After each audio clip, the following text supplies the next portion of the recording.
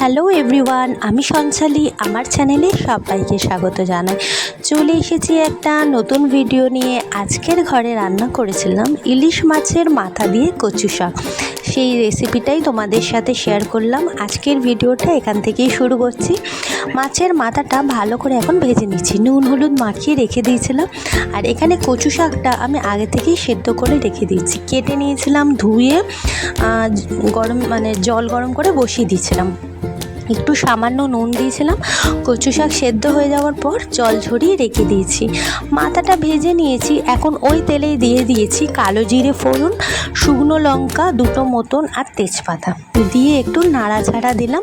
এখন এই যে কচু শাকটা আগে থেকে জল ঝরিয়ে রেখে দিয়েছি, একটু হাতা দিয়ে না একটু চটকে রেখে দিয়েছি। কচু শাকটা তো সেদ্ধ হয়ে যাচ্ছে। এবার এই ফোড়ন দিয়ে ভালো করে এখন নাড়াচাড়া দেবো। যতক্ষণ না জলটা শুকোবে ততক্ষণ অবধি কিন্তু নাড়াতে হবে। একটু নুন দিলাম, আর দেবো একটু হলুদ গুঁড়ো, একটু দেবো লঙ্কা গুঁড়ো দিয়ে এখন ভালো করে এখন নাড়াচাড়া দেবো। আর নামাবার ঠিক আগে মাথাটা দিয়ে ভেঙে দেবো, মাথাটা দিয়ে কচু শাকটা দেবো। ব্যাস রেডি হয়ে যাবে কচু শাক। কচু শাক করতে কিন্তু বেশি সময় লাগে না, আর খেতে লাগে কিন্তু সেই সুস্বাদু শাক। ভাত দিয়ে, গরম ভাত দিয়ে যদি খাও বন্ধুরা, এই ইলিশ মাছের মাথা দিয়ে কচু শাক, আর কি কিছু লাগে? আমার ভিডিও যদি তোমাদের ভালো লেগে থাকে প্লিজ বন্ধুরা চ্যানেলটিকে লাইক করো, শেয়ার করো, কমেন্ট সেকশানে জানিও। যারা ইউটিউব থেকে দেখছো আর যারা আমার ফেসবুক পেজ থেকে দেখছো তারা প্লিজ বন্ধুরা চ্যানেলটিকে লাইক করো, শেয়ার করো, আর হ্যাঁ মনে করে কিন্তু ফলো করো আর কমেন্টস করো। আমি কমেন্ট সেকশানে রিপ্লাই দেবো। 3-4টে মতন আমি চেরা কাঁচা লঙ্কা দিয়েছি। একটা যে কালো জিরার কাঁচা লঙ্কার যে একটা সুন্দর যে একটা গন্ধ, খুব সুন্দর গন্ধ বেরিয়েছে। কচু শাক কিন্তু নিরামিষও ভালো হয়, ছোলা দিয়ে, নারকেল দিয়ে, আবার চিংড়ি দিয়েও কিন্তু ভালো হয়। একদিন ওই রেসিপিগুলো করব, তো তোমাদের সাথে শেয়ার করব। আর এই দেখো হয়েই এসছে অনেকটা। এবার মাথাটা দিয়ে দিলাম, দিয়ে এবার একটু খুন্তি দিয়ে একটু ভেঙে দেবো।